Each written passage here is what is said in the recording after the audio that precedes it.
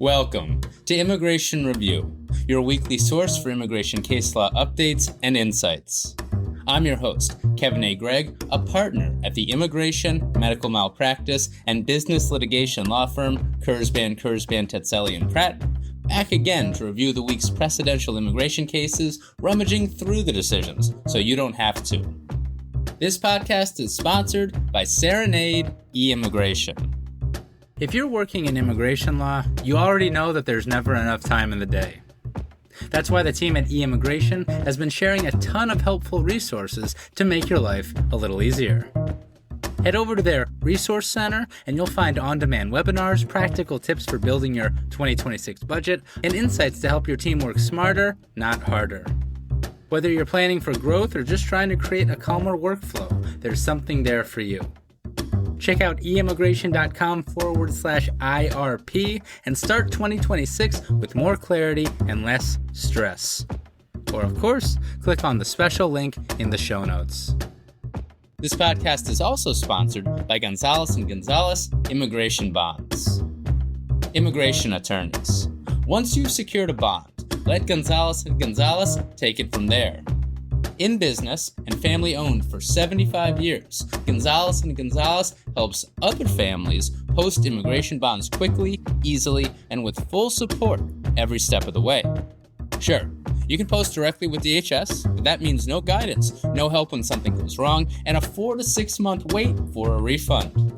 With Gonzalez & Gonzalez, families get hands-on help throughout the entire process and typically get refunds within 1 to 2 weeks of receiving the I-391 notice. Tired of being the point of contact for every bond question? Let Gonzalez & Gonzalez take those calls.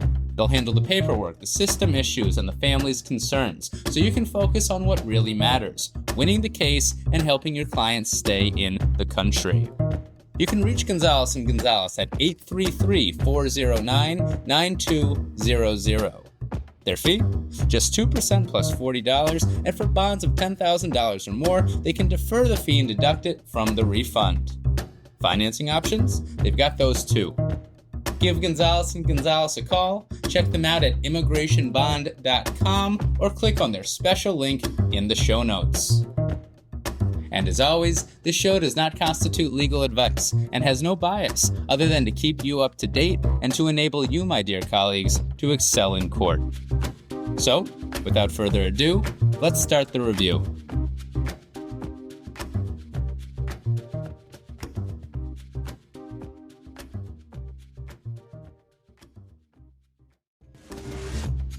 Greetings, friends and enemies.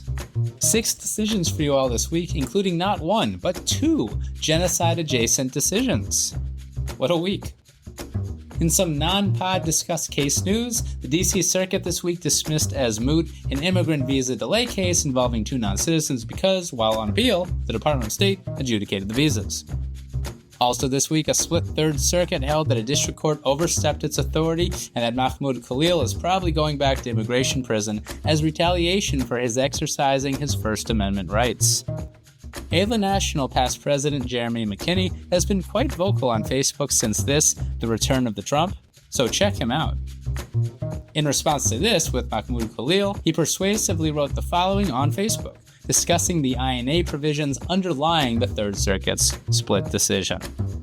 Quote, Congress has built a civil immigration code that is enforced with a criminal-style apparatus, armed agents, street seizures, jail-like detention, while the government simultaneously insists that fewer protections apply because immigration is civil. Then, when someone tries to get a judge to intervene early, the law is invoked to push review down the road into a later consolidated appeal. If a system can detain a person with no criminal charge or allegation using coercive tools that look and feel like criminal punishment and then delay meaningful judicial review because it's labeled civil, the label is doing the damage. Congress built this monster, and the current administration has set it loose on American streets. End quote. Well said, past President McKinney. Not to be confused with past President McKinley. Keep fighting as we must, I guess. On to the cases. Let's do them! Let's go! Can't wait! Great idea, Kevin. Starting now.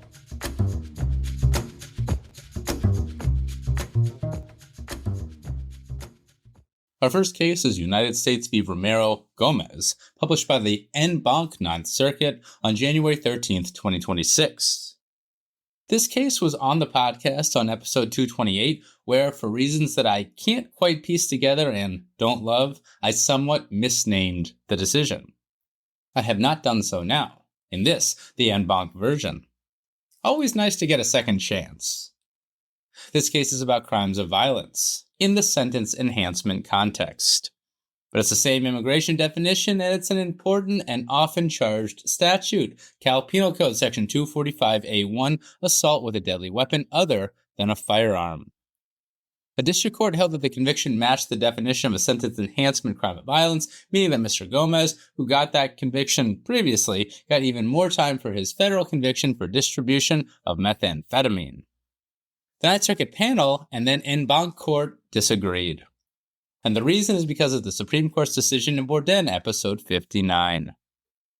Now, this en banc stuff more regards Federal Rule of Criminal Procedure 52 and the standard of review on appeal for unpreserved challenges that turn on pure questions of law, an issue not important to us small immigration folks, and so one that I will not discuss. The categorical approach, of course, applies, and as an en banc court, what it says on many things is just a bit more important, even when it talks about tangential stuff. Like this, something good to remember when ICE gets cute with the realistic probability test, quote, if when conducting this examination, a court determines that the statute of conviction makes unlawful any conduct less culpable than that required to constitute a crime of violence, then there is not a categorical match, end quote.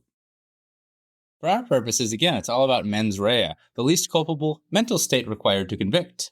Recall the mens rea scale: intent, knowing, recklessness, and negligence. The Supreme Court in Borden taught that definition includes state criminal statutes that, quote, require a mens rea more culpable than recklessness, end quote. And of course, the Supreme Court in Borden noted that this is a material identical definition to the one at 18 U.S.C. Section 16A, and therefore the immigration crime of violence aggravated felony. Want a succinct rule from this, the en banc court now? Quote, if a person can be convicted under a criminal statute by using force against another with only the conscious disregard of a substantial and unjustifiable risk, then the crime is not a crime of violence, end quote. That's another way of describing simple recklessness, I guess.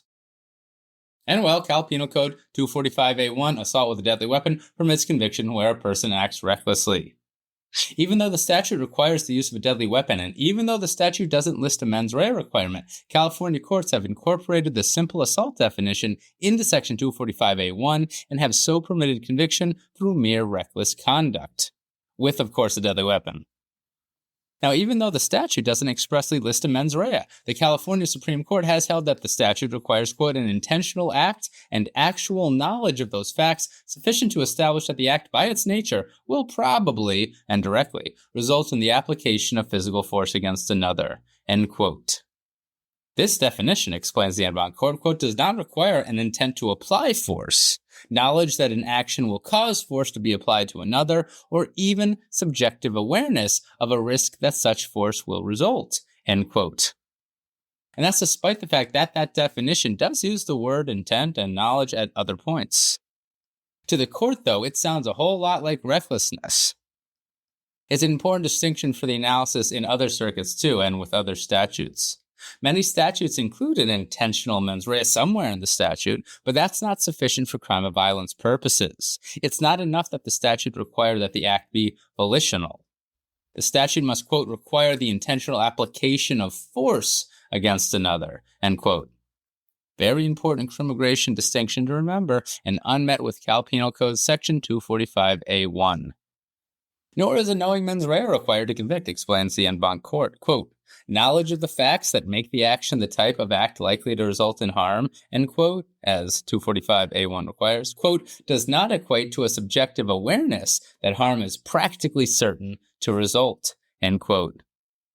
Nuance for days, folks, but winning nuance, because that latter thing is more like recklessness, at least as defined by the California Supreme Court. Indeed, explains the Ninth Circuit, this is actually, quote, less culpable even than Borden's definition of recklessness, which requires conscious disregard of a substantial risk, end quote.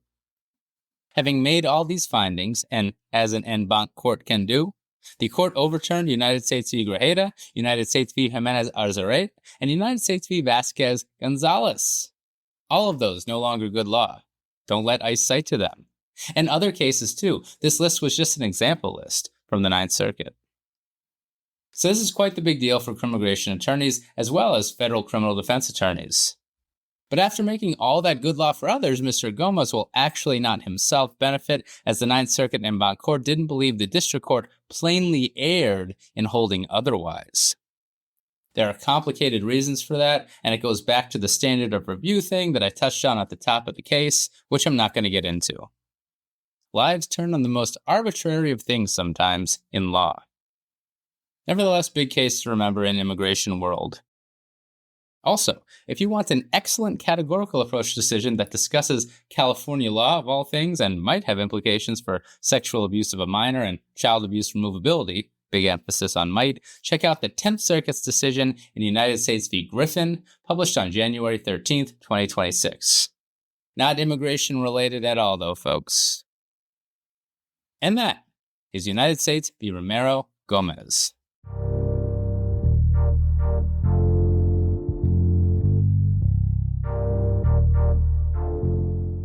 Moving on to 3 from the BIA, because that's what we always do. Matter of DGBL. This decision is about serious non-political crimes. If an asylum seeker commits one abroad, they're ineligible for asylum and withholding of removal. Now, explains the BIA, DHS actually only has the initial burden to establish that there exist serious reasons to believe that a non-citizen committed a serious non-political crime abroad, which equates to probable cause. Therefore, as I always say in these cases, look to the probable cause standard in your circuit when litigating against something like this. All of that's not so relevant here because Ms. DGBL admitted that she transferred and physically transported millions of dollars in drug trafficking proceeds for the Sinaloa cartel in Mexico from 2009 to 2023. So there's no dispute that she actually did the thing. The BIA summarily states that drug trafficking activities constitute serious non-political crimes, seemingly even if nonviolent, but I would respectfully argue that the landscape's a bit less than clear, but of course I would, and in any case that's not at issue here. An immigration judge concluded, however, that Ms. DGBL met her burden to establish that the serious non-political crime part didn't apply because she did her thing under duress. The IJ granted asylum, and DHS appealed. After affirming the IJ's credibility finding, the BIA sustained DHS's appeal. The serious non-political crime bar, like so much of the INA, does not contain an express duress exception.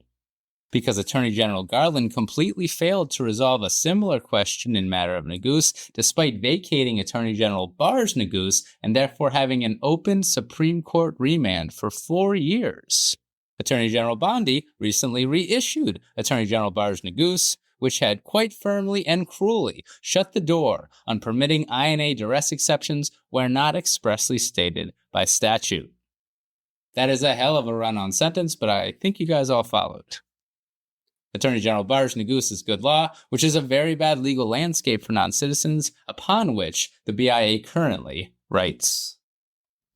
Regarding the serious non-political crime bar specifically, because Neguise was about the persecutor bar, when it came into effect in 1980, that is the serious non-political crime bar, several other provisions of the INA expressly required voluntary conduct. The serious non-political crime bar didn't, and so that supports a finding that Congress didn't care whether the conduct was voluntary or done under duress. Really relying on Neguise's reasoning there too, for what it's worth. That duress is an affirmative defense in criminal law is not overly important to the BIA, which explains that even as an affirmative defense, it doesn't negate the elements of a crime. So too here, it doesn't negate that a serious non-political crime occurred abroad. Also, despite people dying in the streets and in immigration prisons of late, quote, removal proceedings are civil in nature and are not considered a criminal process that may result in punishment. Although the duress defense is available to criminal defendants to avoid punishment for their otherwise unlawful conduct, it is well established that immigration proceedings do not require the protections of the criminal law, end quote. To say nothing of immigration enforcement. In reaching its holding here, the BIA rejects some language from matter of EA and the UNHCR guidelines. Asylum and withholding of removal denied, the BIA turned to the merits of the Convention Against Torture deferral claim. Mexico, of course, being the country at issue. And apparently the claim isn't based on a fear of drug cartels, but instead Miss DGBL's ex-partner. Well, the IJ and the BIA don't believe the record satisfactorily shows that the partner will become aware of her, and he apparently left her alone for a long time in Mexico. Nor has he actually attempted to harm her family in Mexico despite some threats. And well, yes, it is a cartel-based claim too. Quote, the immigration judge found that by fleeing from Mexico and thereby depriving her ex-partner of the ability to use her for cartel-related activities, it is reasonably likely that respondent would be targeted by the Sinaloa cartel if she returns to Mexico, end quote. So I guess a cat grant there. But building a house of cards to knock down, the BIA states that single sentence, quote, effectively means that any person who left Mexico after engaging in criminal activity for a cartel is at risk of being targeted for torture upon their return. Such a generalized assumption, with broad applicability to anyone who has left Mexico after working for a drug cartel, is insufficient to establish that the respondent herself faces a particularized threat of torture, end quote. I can only imagine the IJ had more findings to base the conclusion, but I do not know. Despite his seriously harming her in the past, the BIA doesn't see enough evidence that he'd become aware of Miss DGBL if she returned or that the Sinaloa cartel cares about her anymore. No statement was provided by the cartel in removal proceedings, for example, I observe. Having knocked all that down, the BIA finds the supporting country condition evidence insufficient because, of course, it doesn't specifically relate to Miss DGBL herself. The BIA also has problems with the government acquiescence prong required of cat protection because even though Miss DGBL repeatedly attempted to report the abuse, but to no avail, and even though police literally drove her home to her abuser after she tried to make a police report once in Mexico, quote, the respondent never testified as to what she specifically told any police officers about her ex-partner's conduct, end quote. So insufficient. And as such, the BIA overturned the IJ's grant of protection too. And I remain curious what fact pattern this BIA believes warrants cat protection. And that is matter of DGBL.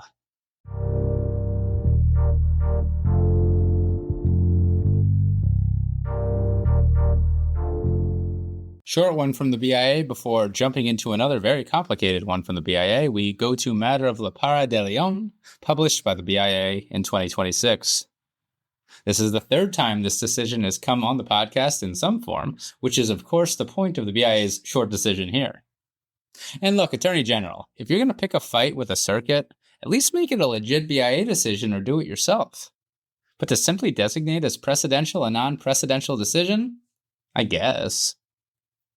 Mr. Laparra was served with a deficient notice to appear. The immigration court sent a notice of hearing. He didn't show up, and he was ordered removed in absentia. The BIA said that was fine and affirmed denial of Mr. Laparra's motion to reopen in its episode 91, Matter of Laparra, decision. All of this happened in the Boston Immigration Court, meaning it all went to the First Circuit on petition for review, which remanded Matter of Laparra back to the BIA. I take the position that means Matter of Laparra no longer existed and so didn't bind in any circuit, but the BIA does not take that position. Doesn't mean they're right, though. And all that's moot now. The BIA has now issued a new Matter of Laparra decision. Or that is to say, it reissued the old one, I suppose. Because according to the BIA, and they're probably right, the Supreme Court decided the exact same issue in Campos Chavez a few terms ago and came out the other way, in a way that supports the BIA's decision in Matter of Laparra and not the First Circuit. Even though the Supreme Court didn't vacate and remand the First Circuit's Laparra decision, though, likely because the Solicitor General didn't seek certiorari. But, quote, we find no way to read the First Circuit's decision in this case that does not directly conflict with Campos Chavez and conclude that it has been effectively overruled, end quote. Says the BIA about the First Circuit's decision.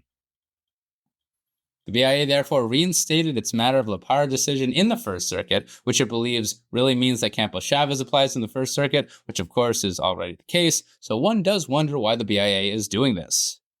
But I guess it does promote clarity. But can the BIA do this? I mean, don't get me wrong, they're almost surely right on the law and the substance because of Campos Chavez, but the First Circuit surely issued a judgment and mandate in its Laparra decision, and the Solicitor General didn't seek certiorari, right?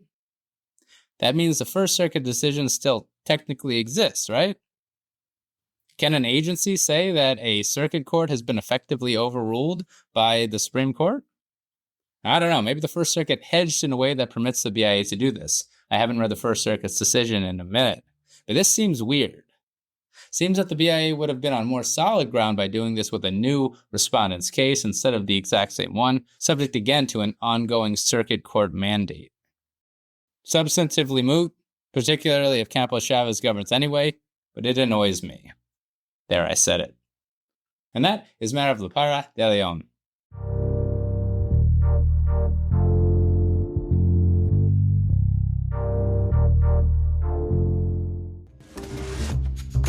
Elevate your advocacy and storytelling skills at the annual Immigration Court Trial Advocacy College. Registration is now open. The annual Immigration Court Trial Advocacy College convenes every year in April, only in Kansas City, Missouri, hosted by the Pen and Sword, that awesome community resource founded by Reka and Michael Sharma Crawford.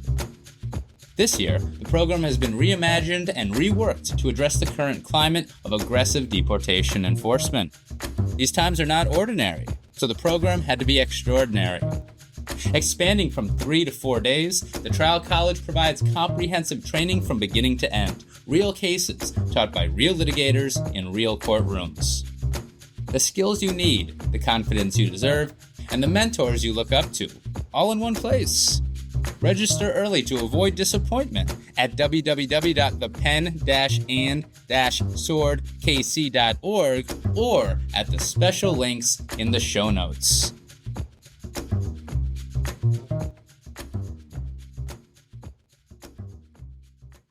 Rounding out the BIA, we have matter of MCC, published by the BIA. This case is about I&A Section 237A1H waivers and fraud and material misrepresentation. These waivers are undeniably designed to be one of the easiest, if not the easiest, to get in removal proceedings.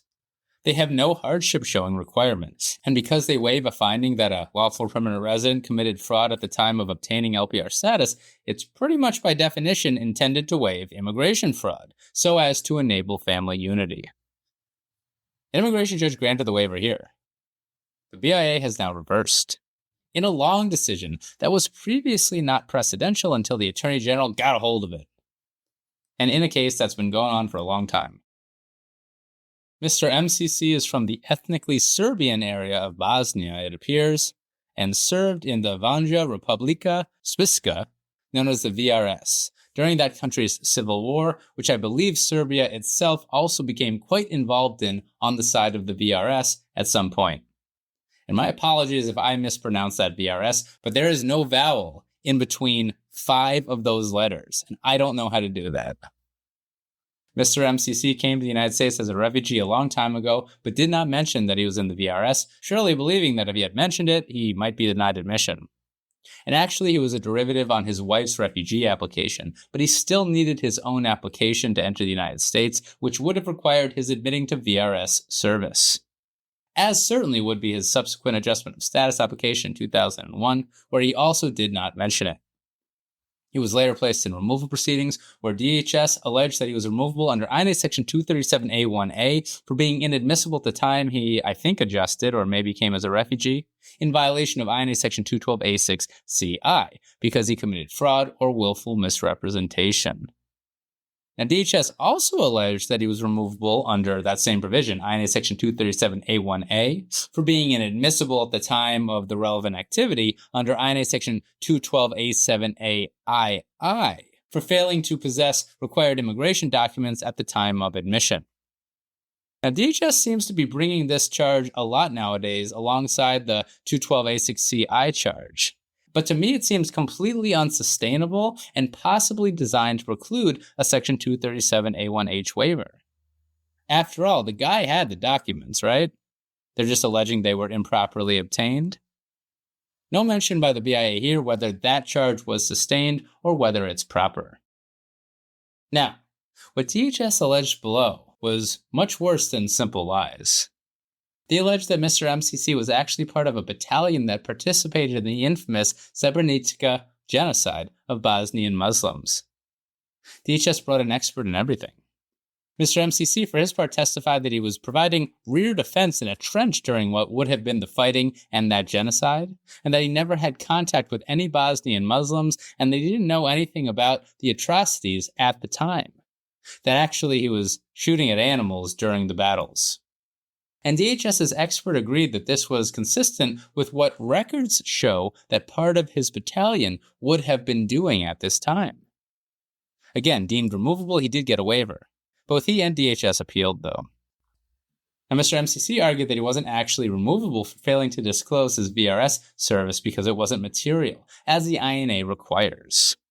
But as we learned last week, Supreme Court precedent, including precedent related to participants in former Yugoslav wars for what it's worth, says that an omission or misstatement is material if it, quote, tends to shut off a line of inquiry that is relevant to the non-citizen's admissibility and that would predictably have disclosed other facts relevant to his or her eligibility for a visa, other documentation, or admission to the United States, end quote. The BIA explains why the IJ was correct to find that met here. But I don't know. To me, that's obvious, kind of, because of that legal standard. While it's true that old BIA case law holds that, quote, materiality can be satisfied if the non-citizen is excludable on the true facts, end quote, that is not the only way, after all that more recent Supreme Court precedent. Now true, after DHS establishes the line of inquiry thing, had disclosure been known, the non-citizen can still win if he or she establishes that, quote, no proper determination of inadmissibility could have been made, end quote. That's a matter of DR the second from 2017, and that's a very important thing to remember. But the IJ found it unmet here because, quote, the record was ambiguous as to whether the respondent's VRS service would have disqualified him from refugee status, end quote. I do wish there was more on that, but there's not, and so that's kind of the end of it. Having affirmed Mr. MCC's removability, the BIA then overturned the IJ's grant of a Section 237A1H waiver, you guessed it, sustaining DHS's appeal. All while purportedly assuming that Mr. MCC was credible about his non-involvement in atrocities, by the way.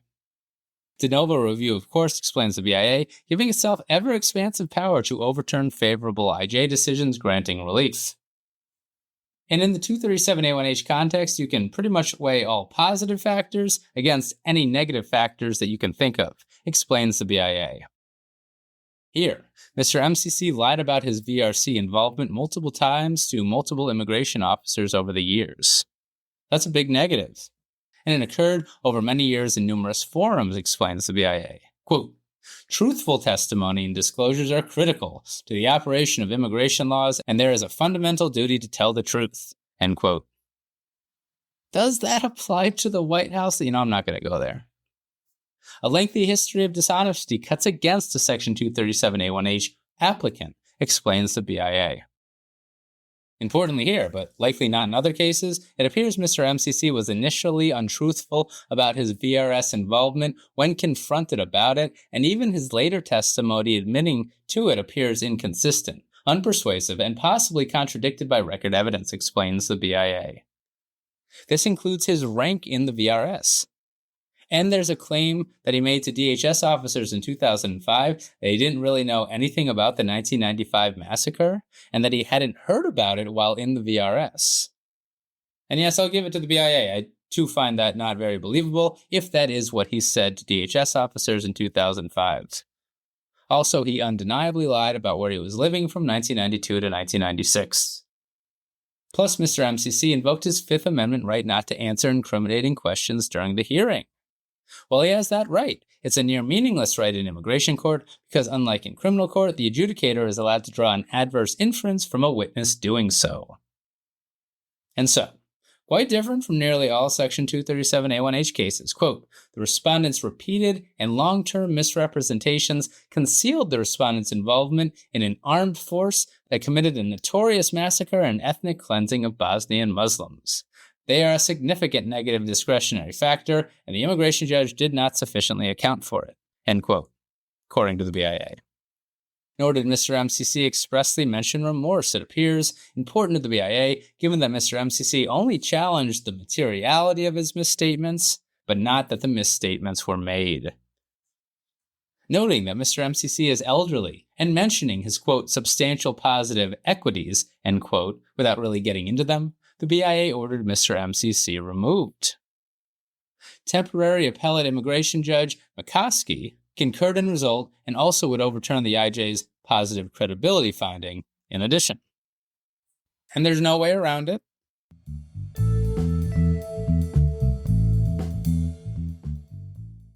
This is a dangerous decision for your INA Section 237A1H clients. To those of you who advise clients who want to fight their fraud that they should just go for the waiver, which I never do to be clear, this decision should give you pause. Though at the end of the day, to me, the decision stands for the proposition that if bad enough, fraud or misrepresentation can outweigh favorable factors. And that should be nothing new. The BIA, for example, cites to a 1970s Supreme Court case, quoting in an apparently similar context, that waivers should be granted only where the, quote, fraud was of such a nature that it was more than counterbalanced by after-acquired family ties, end quote. So that's always been the case, I imagine, and it's not a terrible standard to work with. Overwhelm your case with favorable factors. Almost everyone, after all, is more than the worst thing they ever did. And I don't know, with the BIA deciding to make its point through a case where there are plausible allegations of genocide participation, it does seem that even the BIA believes that this is not to be taken as the preferred result in average cases. And that is a matter of MCC.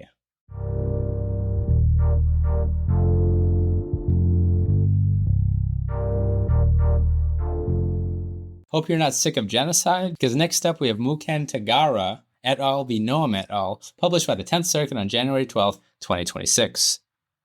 This case is about jurisdiction. And you know what? 10th Circuit held that it had it. Ms. Muken Tagara and her son came to the United States from Rwanda in 2005 as refugees.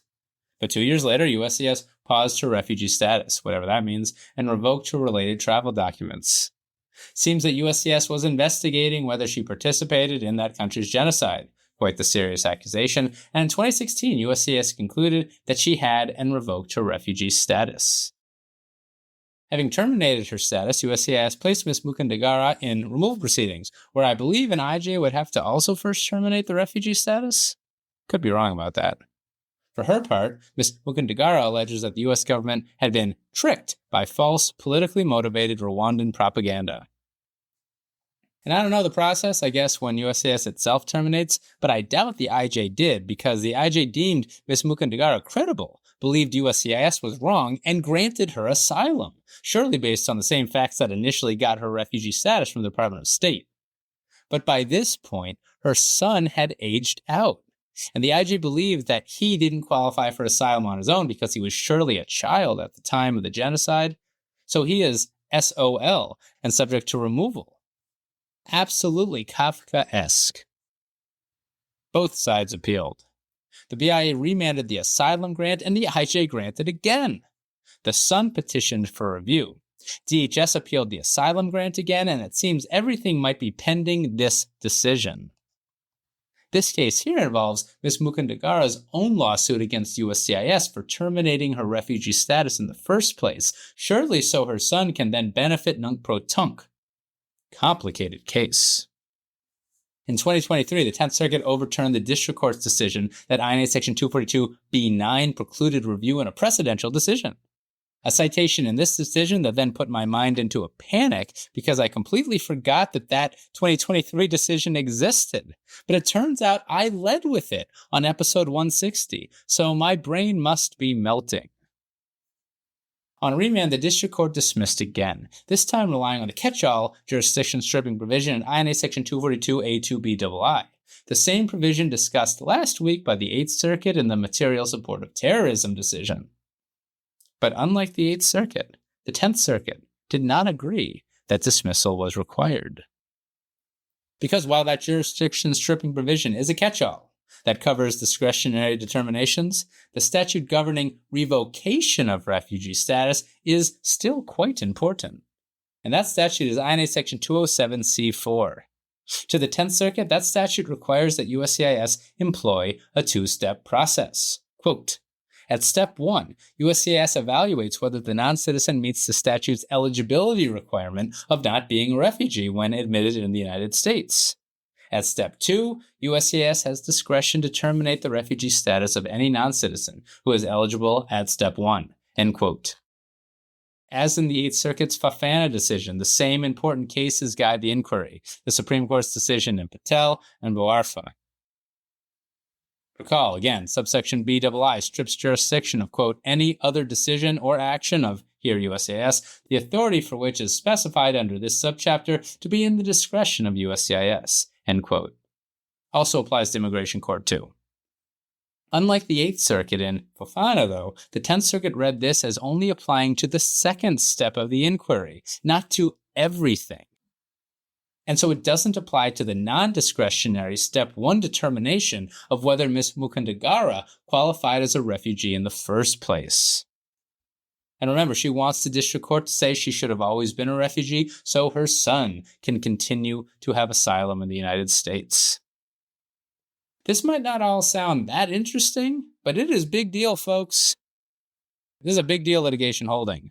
That is, that a court has jurisdiction to review a USCIS or BIA decision at step 1 of a two-step discretionary determination. That covers most, if not all, I&A benefits. Heck, that's Patel itself, but there was a different statutory provision at play with different statutory language. The 10th Circuit provides a couple of pages to explain why there is indeed a two-step process here and why only step 2 is discretionary, so read it for similar arguments in your cases in other circuits. The court then goes on to explain how pre-Patel, multiple courts found that they had jurisdiction over similar things, albeit in different I&A benefit contexts. But still, why does Patel ruin everything? Well, explains the 10th Circuit, rejecting an argument that the 8th Circuit found persuasive just last week. Patel concerned subsection B, single I, and that section precludes review over, quote, any judgment regarding the granting of relief, end quote, for 5 specific forms of relief. BII, in contrast, doesn't use any of that specific language. Its jurisdiction stripping is tethered to those forms of relief or, things, quote, specified to be in the agency's discretion, end quote. To the 10th Circuit, the use of the word specified narrows the jurisdiction in the opposite direction from how B single I is expanded by the terms that it uses. BII reaches, quote, only actions and decisions involving discretion, end quote, and that is a big deal. Heck, even the 11th Circuit said similarly in its Boarfa decision. Courts generally have jurisdiction to review, quote, a non-discretionary determination that is a statutory predicate to an agency's exercise of discretion, end quote. Now, the Supreme Court's Boarfa decision last term, for its part, expressly distinguished and refused to address this and similar issues. That is, the issue being addressed by the 10th Circuit now. Boarfa being about the unique statutory scheme for revocating approved I-130 petitions. Do you follow? Quickly distinguishing that recent rash of circuit decisions rejecting lawsuits based on USCIS visa retrogression for certain Indian employment-based adjustment of status applicants, the 10th Circuit sent it back for further fighting. In a case that has been going on, it seems, for 20 years in multiple forums. So, congratulations Daniel R. Black and Marty L. Jones for appellant.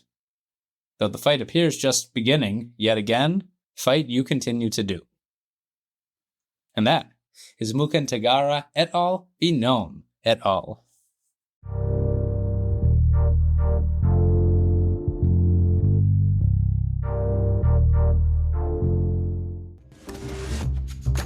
Picture this. It's 10 p.m. on a Friday. You finally sit down to dinner when your phone rings. A panicked client just received a USCIS denial and has no idea what to do. And you answer because that is what immigration lawyers do. The truth is, you don't have to be the one answering every single time. Staffy Live gives you 24/7 bilingual intake specialists who handle those urgent calls with the same empathy, precision, and professionalism that your clients expect from you. And with staffy outsourcing, the casework that absorbs your nights and weekends disappears from your plate. Document collection, forms, evidence, packages, they prepare everything. All you do is review and submit to USCIS. I-130s, I-45s, waivers, adjustments, and more than 18 additional immigration case types. Staffy's team handles the workload so you can focus on the legal strategy that only attorneys can provide. Hundreds of immigration attorneys already use Staffy Live and Staffy Outsourcing to reclaim their evenings, their weekends, and their peace of mind without sacrificing client care. And right now, your first 3 cases are free when you get started. Visit staffy.cc or call 786-891-5619 or click on that special link in the show notes. Because you deserve a practice that grows without burning you out. Not sure what to do when a client asks you about the EB-5 investor visa or how they can choose the right EB-5 project? That's where EB-5 support comes in. Founded and led by veteran immigration attorney Irina Rostova, EB-5 support helps investors navigate the entire process of EB-5 project selection and provides complimentary training for immigration attorneys who want to strengthen their EB-5 petition filing skills. Visit eb5support.com, that's eb-5support.com, or click on the link in the show notes. Access their online attorney portal for training tools and practical resources, or schedule a time to speak with the team. All project guidance is provided by FINRA-registered financial professionals, so you and your clients can proceed with confidence. EB-5 Support, where immigration law meets investment expertise. Securities offered through Sequence Financial Specialists. Doing business as Invest America.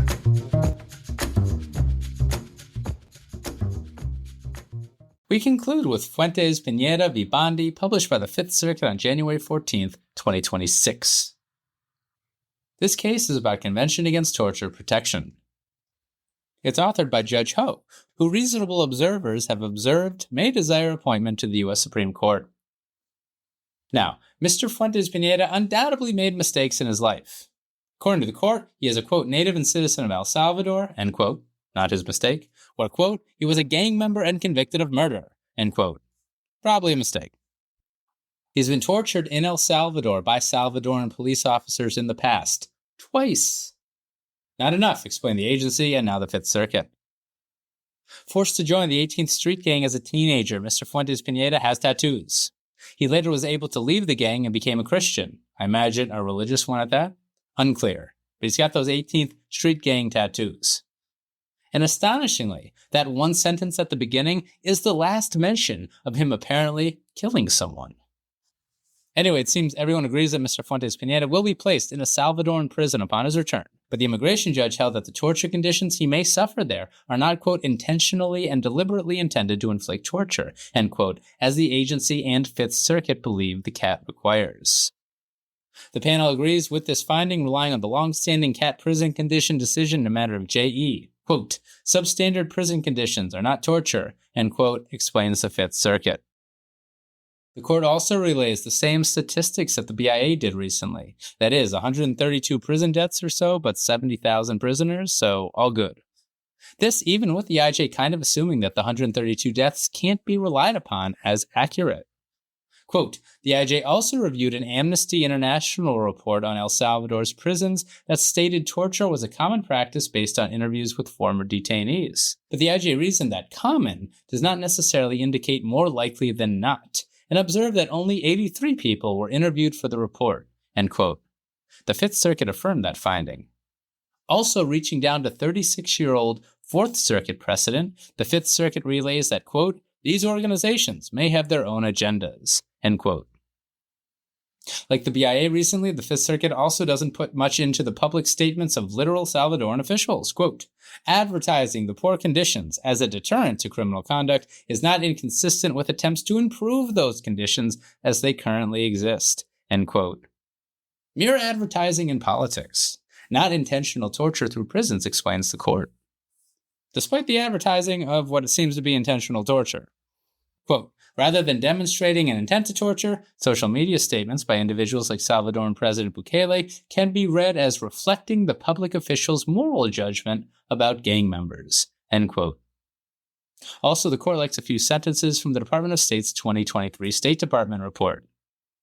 And although Mr. Fuentes Pineda was tortured twice in the past and things look pretty bleak, he, quote, was not tortured while serving his previous 11-year prison term, and he had other encounters with the police that resulted in mistreatment that did not rise to the level of torture, end quote.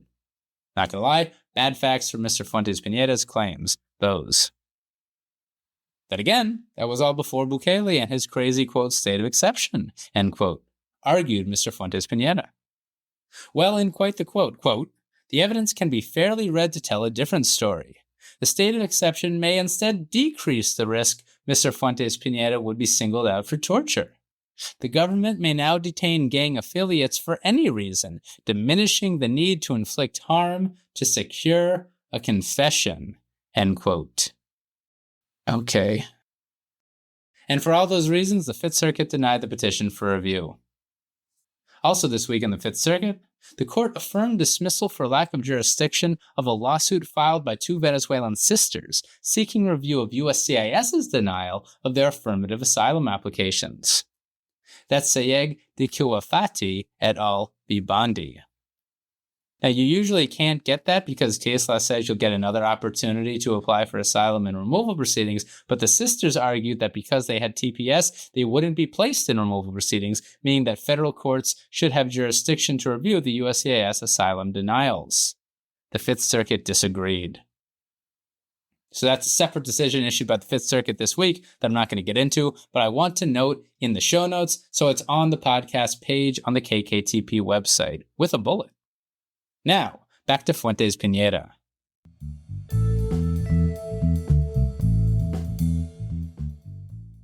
In a footnote, Judge Ho notes that Mr. Fuentes Pineda was actually removed to El Salvador in January of last year.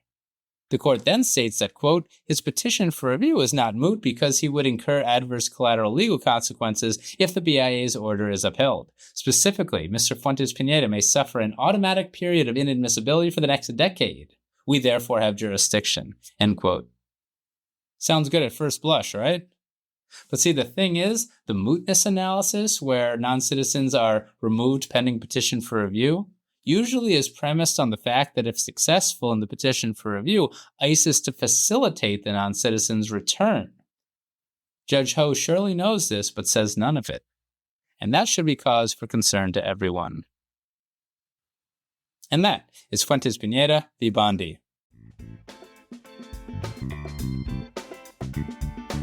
So there you have it. You're all caught up with the past week's published immigration cases. I'm Kevin A. Gregg, a partner with the law firm Kurzban, Tetzeli & Pratt, and this has been another episode of Immigration Review. Thank you for listening, and I hope you enjoyed it. If you did, please share it with a friend and rate and review us. Each review helps new listeners find the show. And of course, subscribe to Immigration Review wherever you get your podcasts. If you like what we do and want to become a patron of the show, please check out our Patreon page at www.patreon.com/Immigration Review or click on the link in the show notes. And if you're interested in an official Immigration Review CLE certificate, email me at kgreg@kktplaw.com with your full name and the episode numbers for the 10 shows you've listened to. Also, feel free to email me with questions, comments, or anything at all, and follow the show on Instagram and Facebook at Immigration Review, or send us a tweet at ImReview. That's IMM Review. And you know, we're always interested in hearing listener feedback. Like this review about the episode you just listened to from my very young son. Son, how did you like that episode?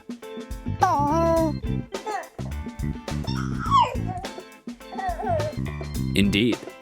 If you, like my son, enjoyed what you just heard, again, please give the Patreon page some love, feel free to review the pod, reach out to me with your own kind sounds, or do anything else nice that your heart desires.